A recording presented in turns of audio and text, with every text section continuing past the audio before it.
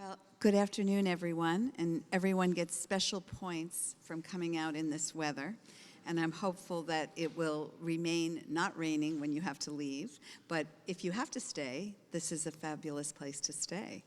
So I'm Mary Sabatino from Galerie Lelong, and I'm welcoming you to the 25th Dialogue, and this is in between June Edmonds and Jill Moniz, and it is in honor of Jill's Jill. They're so close. I'm confusing them. June's solo show with us, The Sky Remains the Same, which is on view around you and will remain on view until October 25th. We're so proud to welcome June to the gallery and to have her first solo show in New York.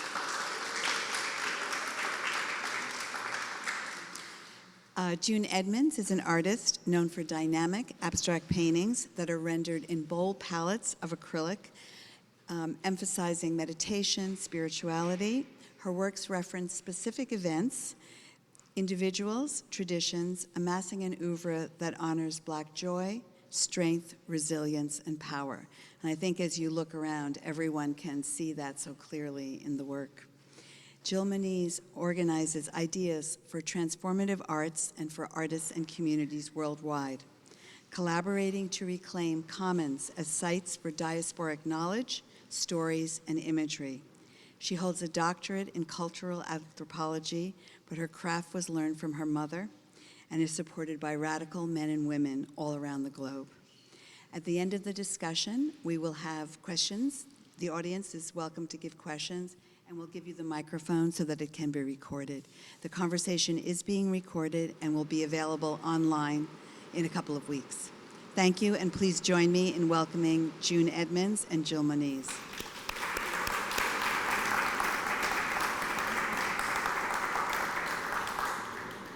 So I hope everyone can hear me. No?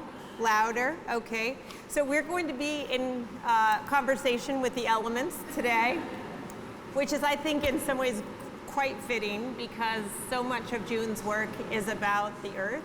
Ooh, and the reverberation of the microphone. Let me know if you can hear me or not. No? So? I mean, otherwise I'm yelling. You want me to yell?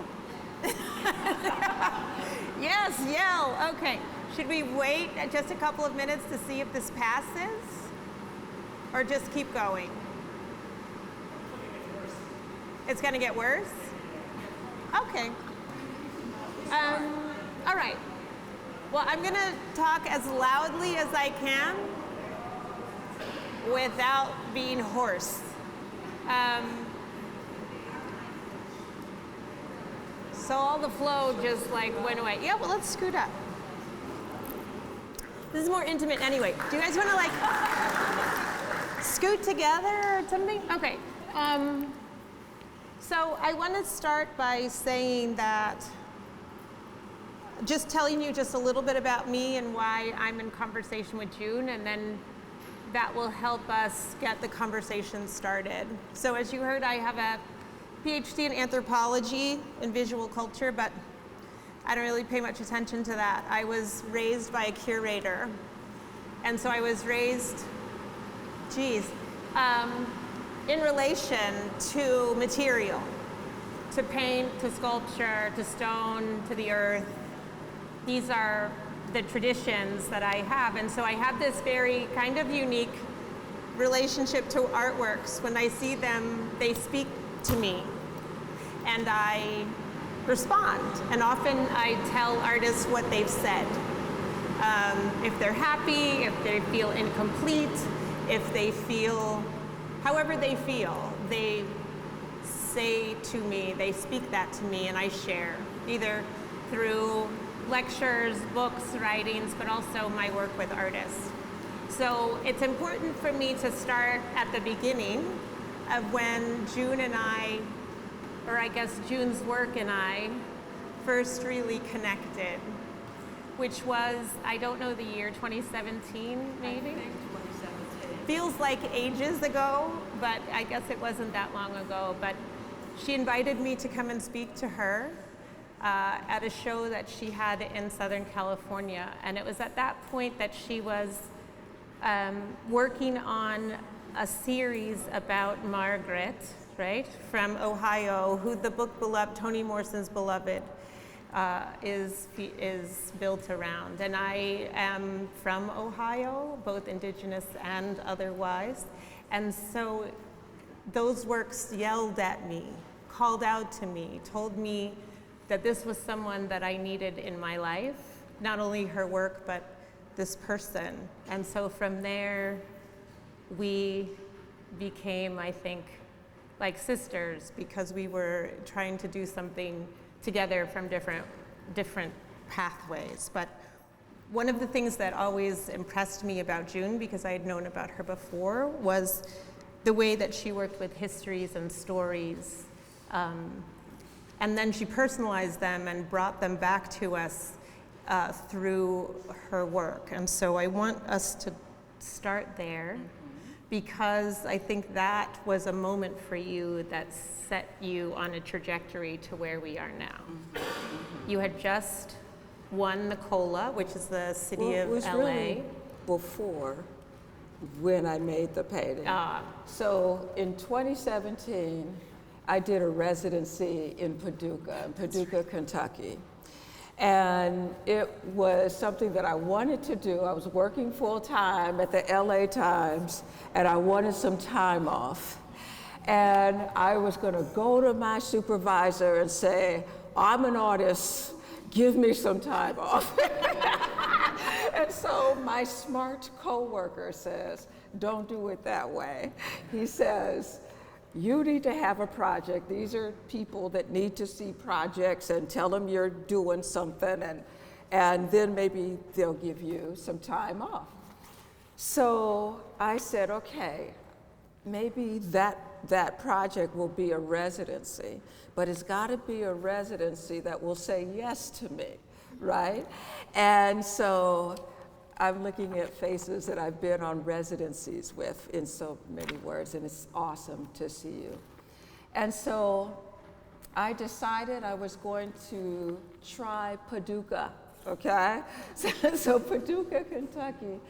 And you might not know about Paducah, the residency there, but it's a very important residency. It's run by Alonzo Davis from California of the Brockman Gallery duo. He and his brother opened that gallery in the 70s.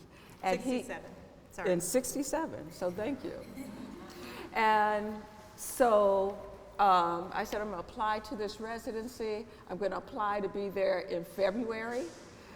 It snows, so I didn't think I'd have any competition. And so I got in.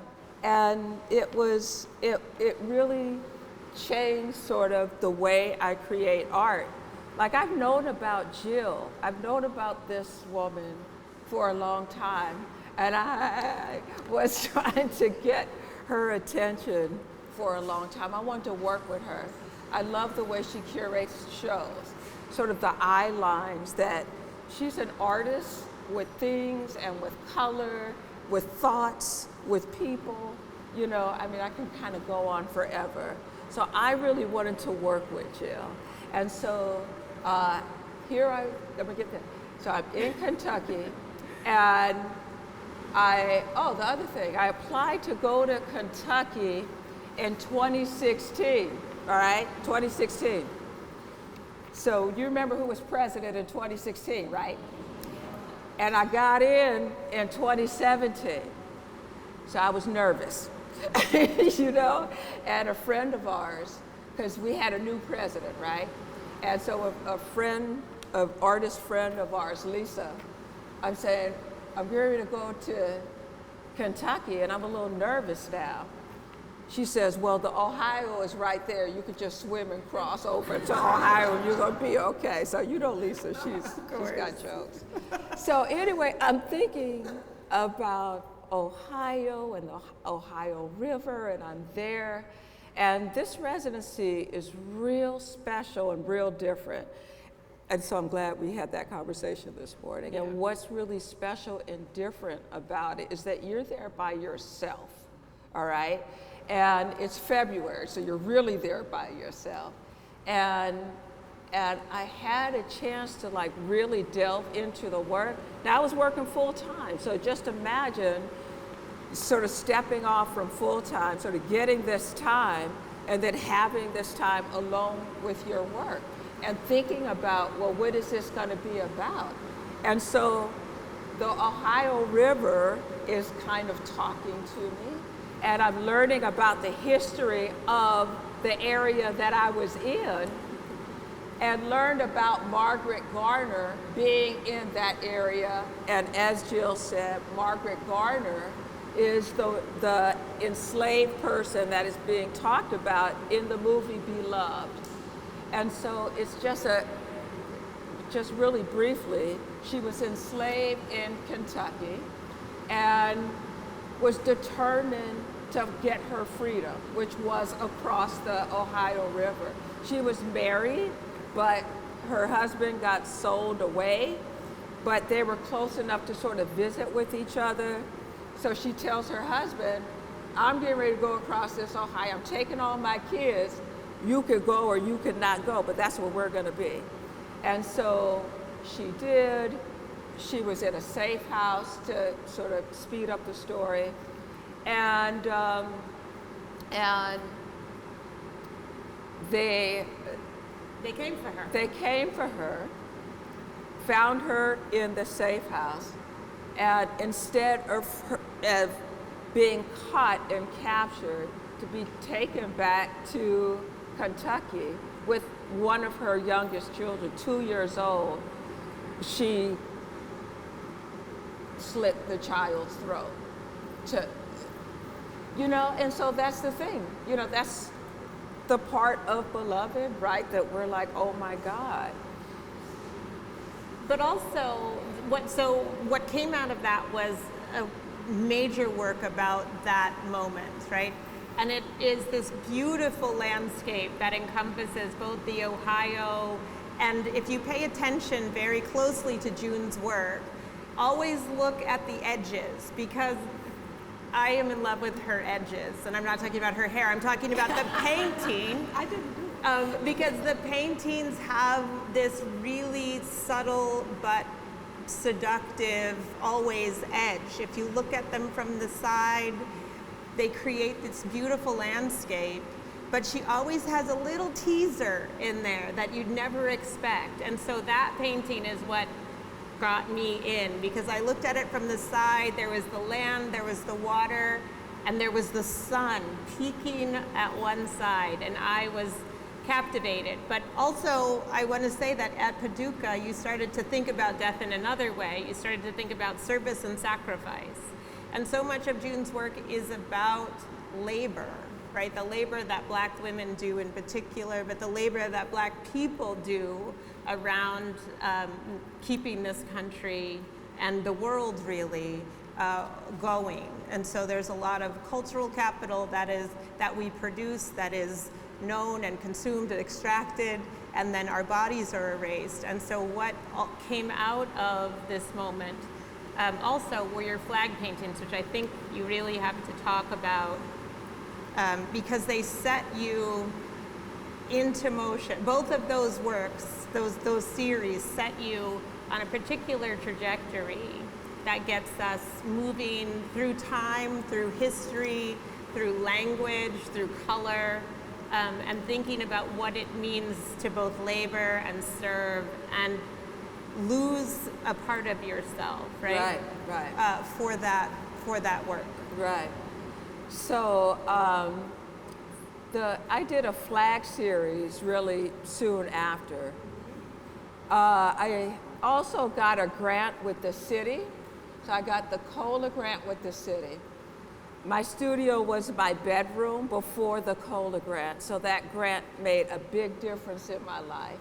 So I had this money, and I'm like, I'm getting me a studio. I'm gonna have me a studio. So, yeah.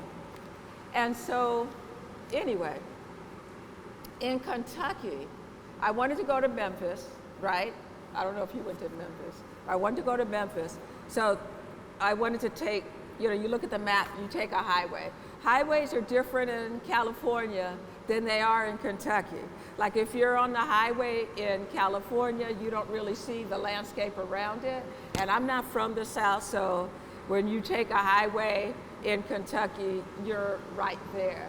And so it was amazing because I'm going down one of the main highways and there's a big Confederate flag at the top of the hill, like taller, it's wide as this painting, but taller.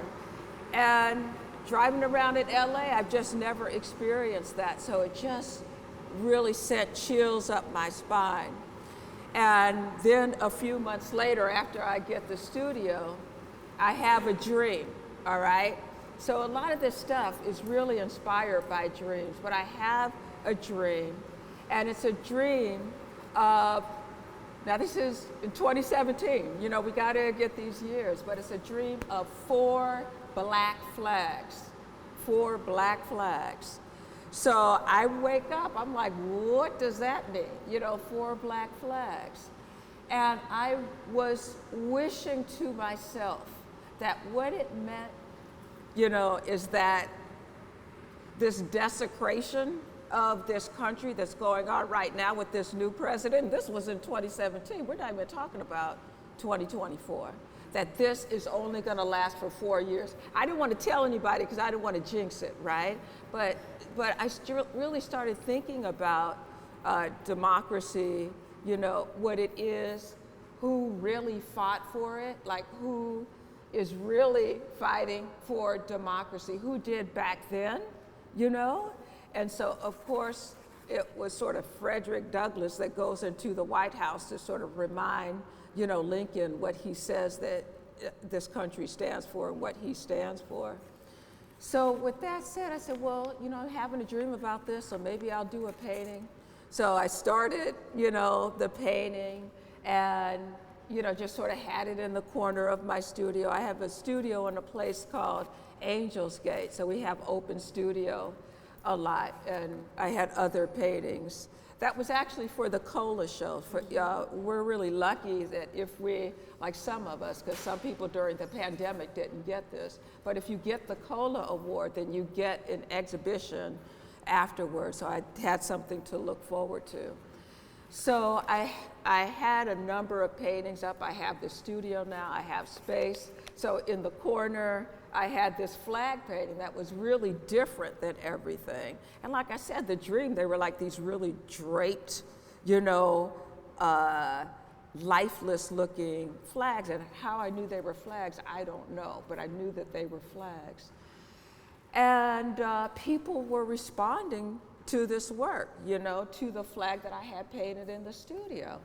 So I was like, okay, I'm just gonna go on and finish it and put it with everything, and it somehow worked with everything, and that's something that we could talk about, just really that common thread of the flags with the other work. Right, but so let's just unpack the flags a little bit, because so you had the dream of the 4 black flags, which you produced, which I did, but you also started to think about flags and the skin tone, right? Absolutely. And the way that the color of the flag, the American flag, sort of erases us, and so you put us back into the conversation. Absolutely. With Thank these you. gorgeous color saturated flags. Many of the colors that you might see in here today, that you will see in here today, that became, I would say emblematic of your work. Yes. Right, that June was looking at the hues of our skin, all the ranges of who we are in the diaspora. And you put us back in conversation with the idea of freedom, with the idea of liberty, with the idea of service, and those took off. Right. You also produced the 4 flags, right, and you put them separately, and you hung them draped. In the way that they appeared. Yes, to me. yes, as Yeah. regiments that represented military regiments, Right, during the Civil War. Yeah, yeah. And you the different, so you left them unglazed. So this makes, sorry, we're just flowing through here. So let's back up and talk about your practice, the way Okay. that you glaze paintings, Okay. because that was also a pivotal moment of unglazing those 4 flags. You left them in a sort of raw state. So we're going to talk about that. But in order to understand that, maybe if you could just walk us very quickly through how you create paintings like this. Right. Because the flags were also created with this glazed technique. So can you talk us through how you actually make paintings? Yeah, so they start off as drawings, and then I work out the color. I might work out the color digitally, but before that I was doing it with colored pencil, so really sort of spending a lot of time building up that color, then sort of transfer the drawing onto the canvas, and then do a real basic underpainting. So if you look at this painting here, the still point, you can really pretty much see what those basic first colors were that went down, because I wanted to really keep it in this one. So you'll see maybe about 9 colors there. And then these sections, you'll see they might have a lot of variation in a section, or they might not have that much variation in a section. And so for a second layer, that's when I start working that out with glaze. So I take some glaze, and the first coat of that paint is a very matte paint. The second layer is when I add the glazes, but not necessarily in every single row. And so it's still a very flat painting. So the third layer is the paint and gel. And so it's 50% paint and then 50% gel. And so the reason why I developed that, it's back to Paducah again. I was in Paducah for only 1 month and painting with oil paint, and I was concerned that it wasn't going to be able to dry. So I said, I'm going to paint with the acrylic paint, but I still want to try to make it look like it's oil paint. So that's how that happened. So that's the process as well. Okay, so the flags get that process, and then you shift. So it's like there's a through line in your work, and then a departure, right? All based on Absolutely. dreaming, which for us, for me, for June, is a really sort of fundamental aspect of our lives. We pay attention to our dreams, we listen, we try to decipher, we talk to each other about them and hope that each other can decipher what we can't about our own dreaming, but that we feel in a lot of ways guided by these dreams as a way that the ancestors are speaking to us and asking us to be in service. And so for me, the flags were so pivotal, those draped pieces, because they felt like you were in service in a new and different and really exciting way.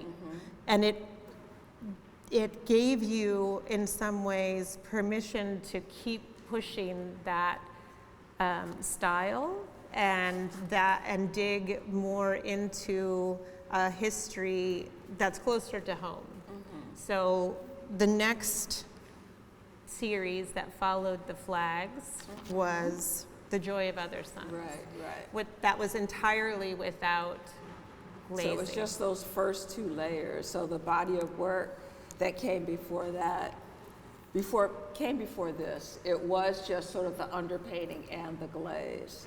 But they were really big paintings as well. So. And they marked not only space and time, but particular geographies. So they looked at historic avenues in San Diego. They looked at historic waterways in Los Angeles that were deeply connected to the Black experience. And so, and my own as right, well. exactly. So there's this idea of this larger service, but then June does this beautiful thing where she personalizes that larger experience and lets us in a way so that we too can have a relationship both with her and this larger idea. Yes, yeah. So the name of that body of work was Joy of Other Sons, and was inspired by Isabel Wilkerson's Warmth of Other Suns. And it's just, I think it's just one of the best books. It's a nonfiction book that reads like a fiction book.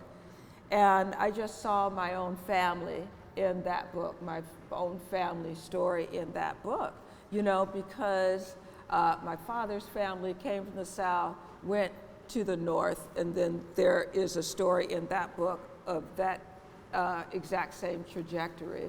And then there's moving from the East to the West Coast, which is the trajectory of my parents. So I was really honoring them in that body of work. So I love that because it also allowed you to feel more comfortable in talking about yourself, I think, through the work itself, right? That taking these large ideas and then infusing them with your own story, your own experience, which I think actually opens them up. And so then another dream comes. So I then have a dream of my grandfather, right? Of our grandfather. And I'm looking for him.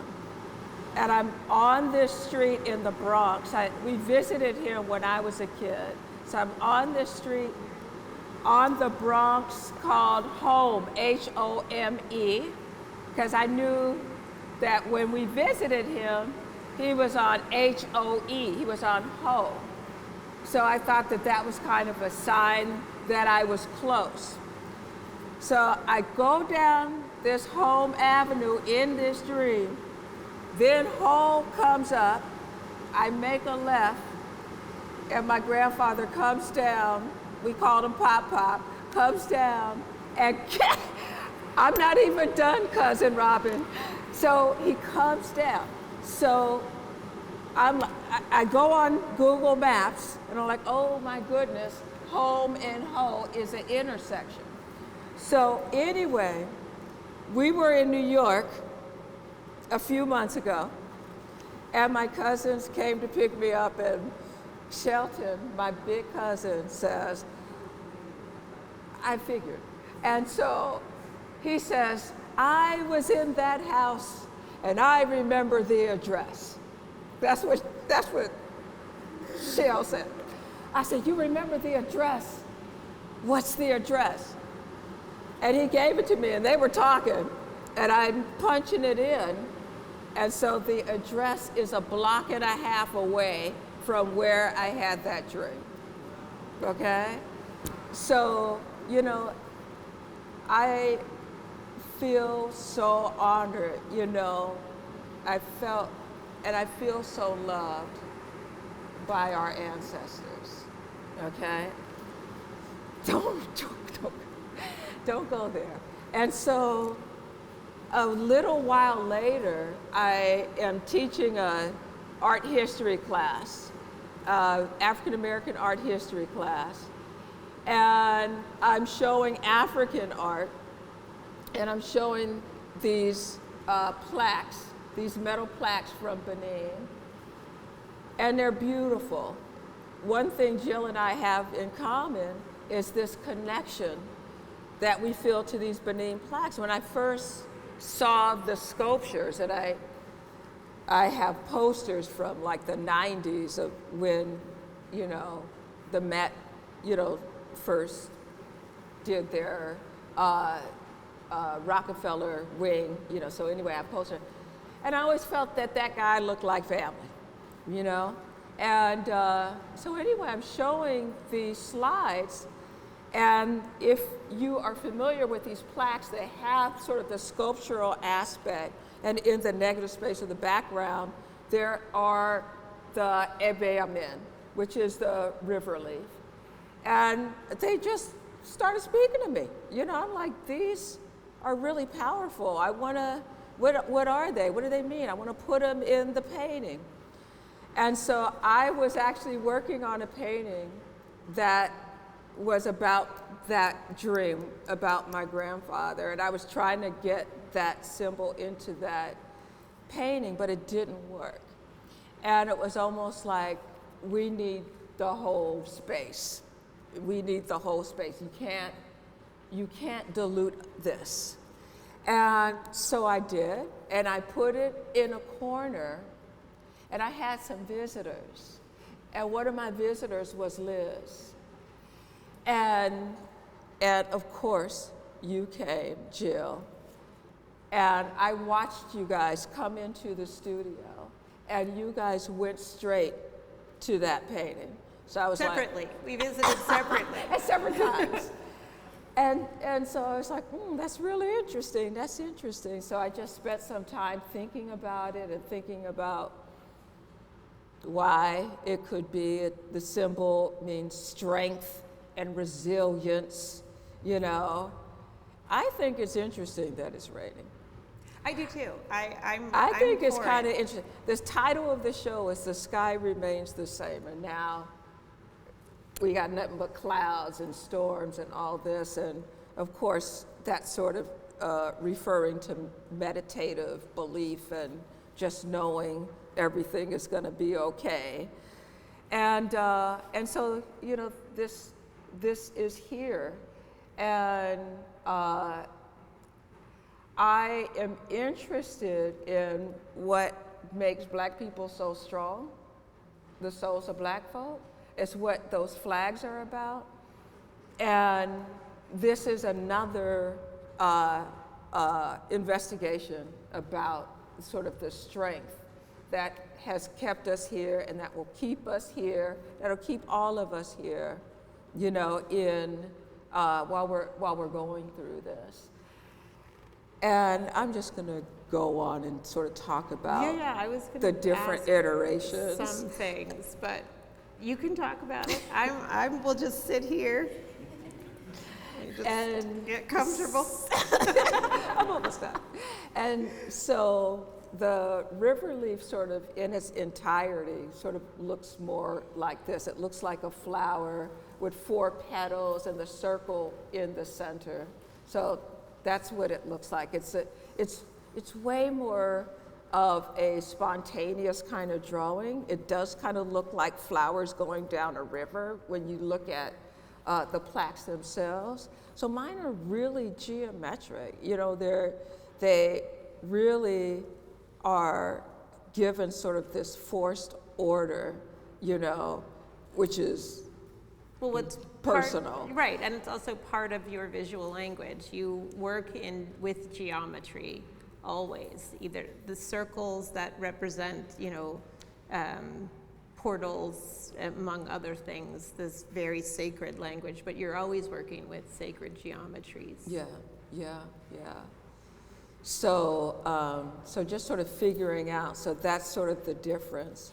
And so with this body of work, you know, some of the Ebe Amin are, you can see the whole thing, and some you can only see just parts of it. And so it's really, you know, stuff that I was going through personally. You know, I can't see the whole thing. I can't see the hope right at this minute. But it's just to be evidence that it's there. You know, whether we could sort of see it or not, that strength and that resilience is always there. And so there's something interesting. You always have very interesting titles to your work. That's why I have this. Right? And you titled them, and I want to talk about the titles, but I also want to talk about the fact that you went back to the glazing. I fought adamantly for the unglazed work when this series began, and of course I was wrong, but whatever.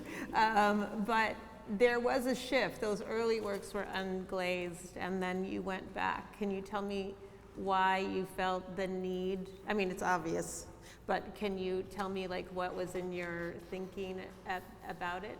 Yeah, you know, a great inspiration are textiles, you know, and the quilts, the Geesben quilts. And I really wanted to do some large work where I am giving it that treatment and giving the surface variation. Like, that's not out of my system yet, so that's why. Okay, so one of the, let's see, one of the titles is Beloved, something about Beloved. Beloved Reappearance. Okay. Can you talk about that piece? Of course. So, Beloved Reappearance is this piece here, but it's really connected to this piece here, both the largest, tallest pieces in here, which is called Seeking Face. And those two pieces are connected. And this piece, for my own experience, sort of asks a question that, and it doesn't have anything to do with the paint. It's not asking a question, even though I did ask a lot of questions about the paint, but just sort of asking a question in its presence, if you will, that I didn't feel was answered. And this one does like to challenge me, Jill. So she comes in there and she says, June, you need to do another one of these. And I'm like, oh God, she's right. And so I did, and I feel like this is the other end of sort of the communication there. And so, so that is sort of that beloved appearance of an answer. And a dream came, you know, and so it was really sort of confirmation of that. And this one was just so hard to do, and then this one just kind of went. And resolved. Yes. So some of the conversations that we have to do with the composition of a work, but also what the material itself says at once, but also what we intuit about what June's intentions are. And I think one of the powerful things about her work is that that intention is felt and sensed very deeply by everyone who encounters it. It is personal, but she's very generous with that intimacy, and she shares it with her audience. And so anyone who stands in front of it feels the resolution.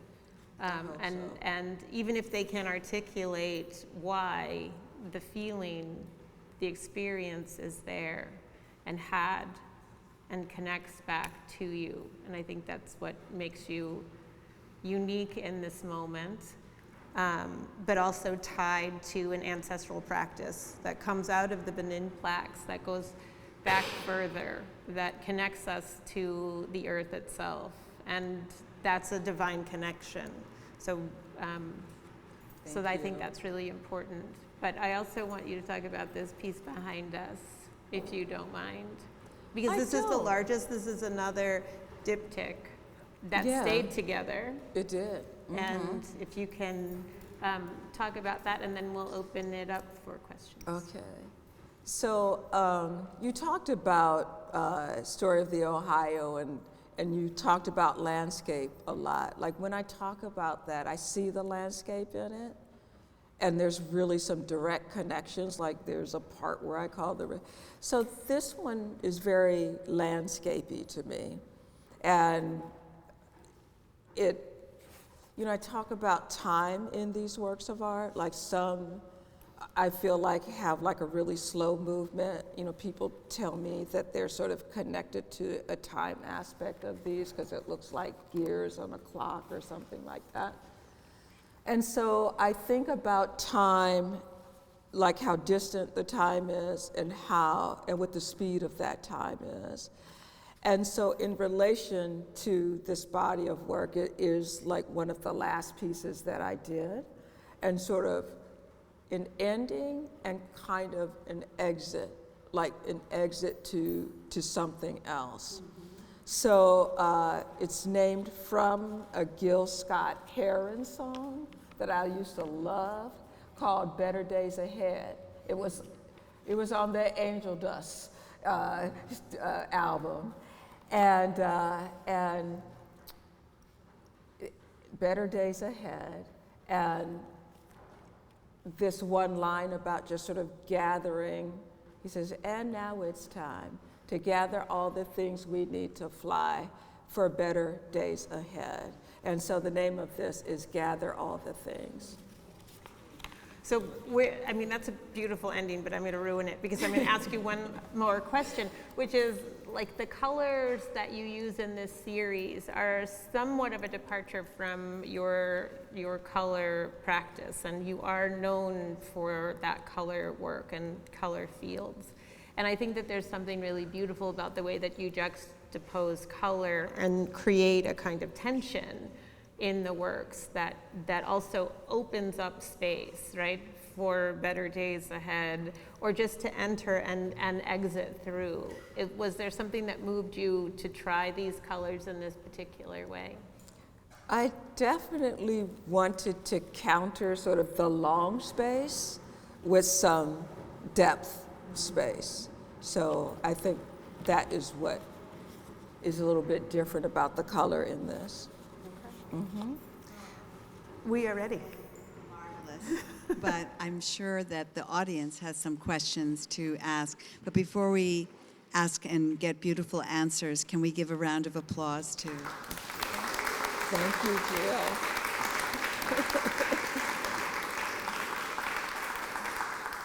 If you raise your hand, I'll give you the mic.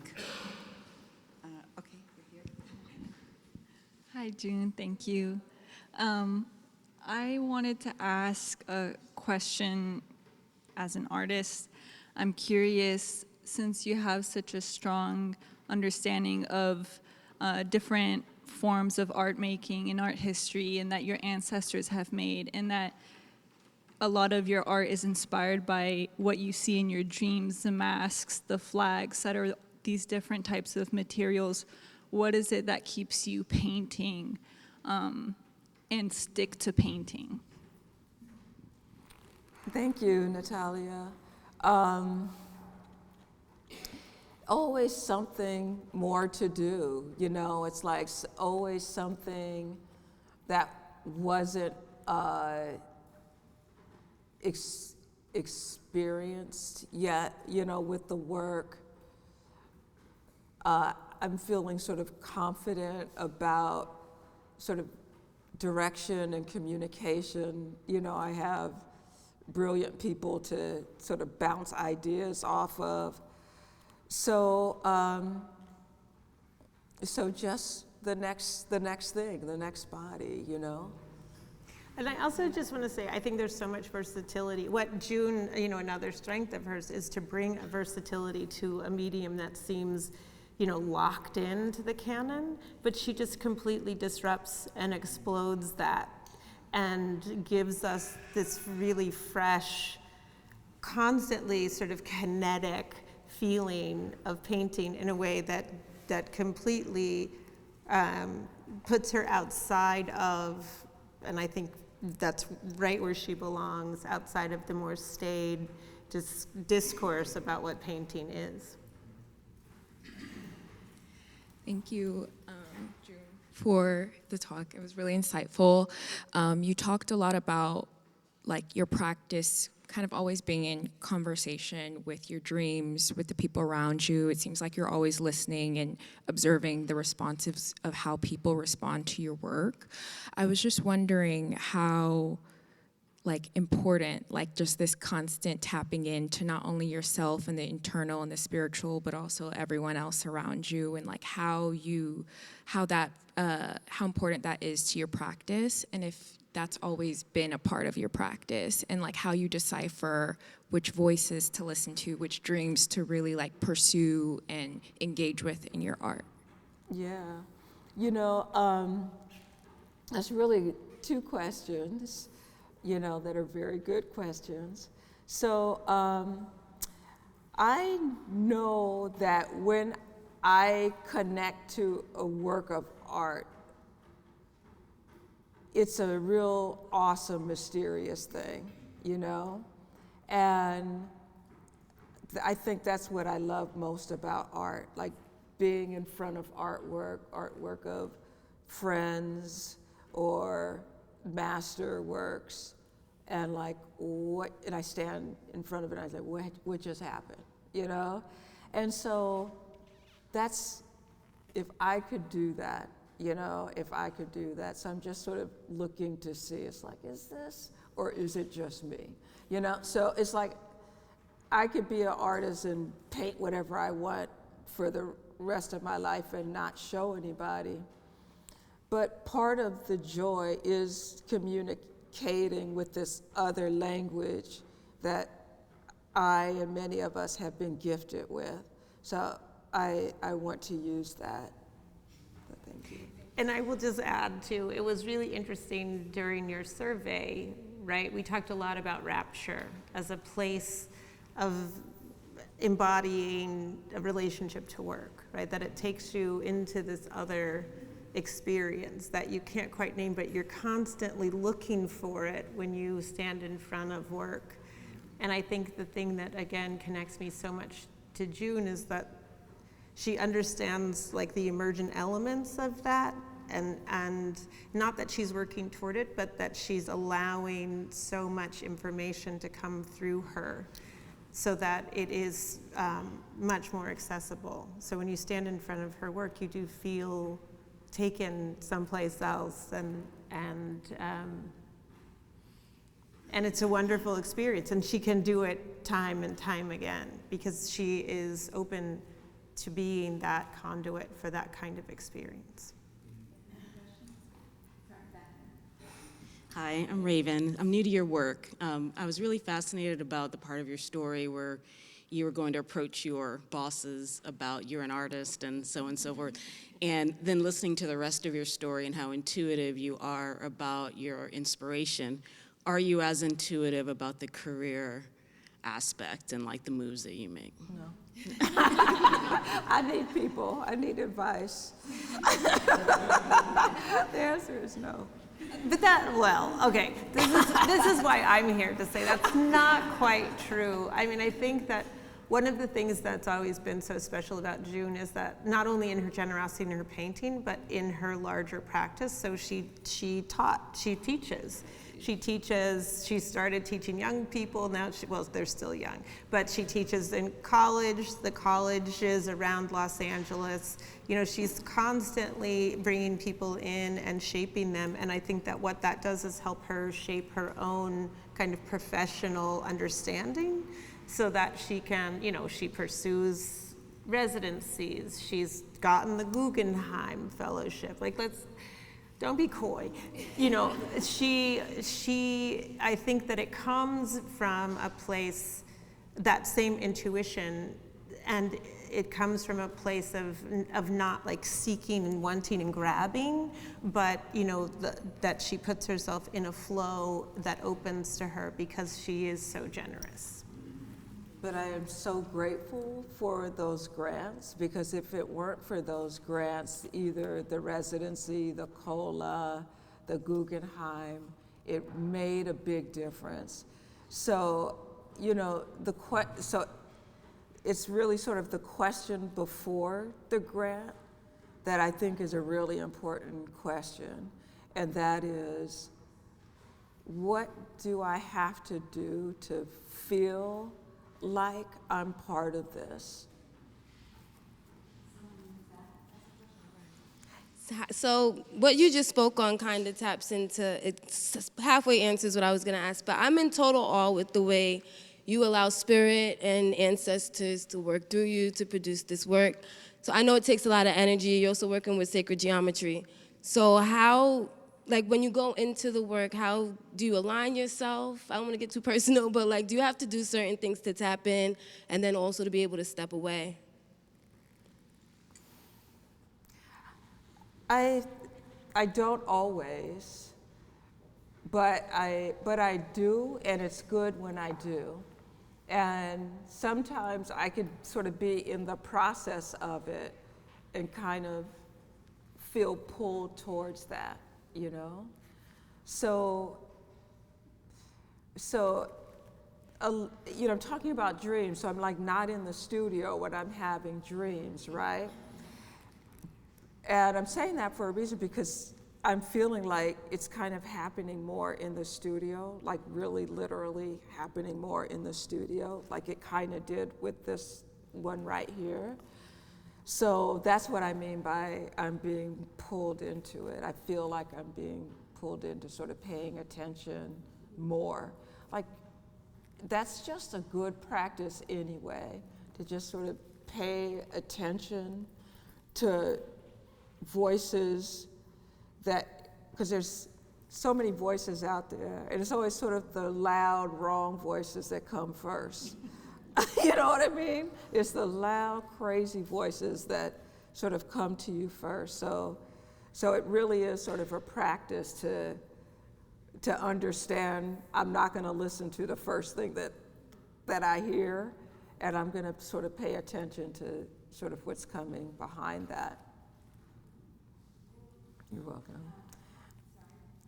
Question on this side of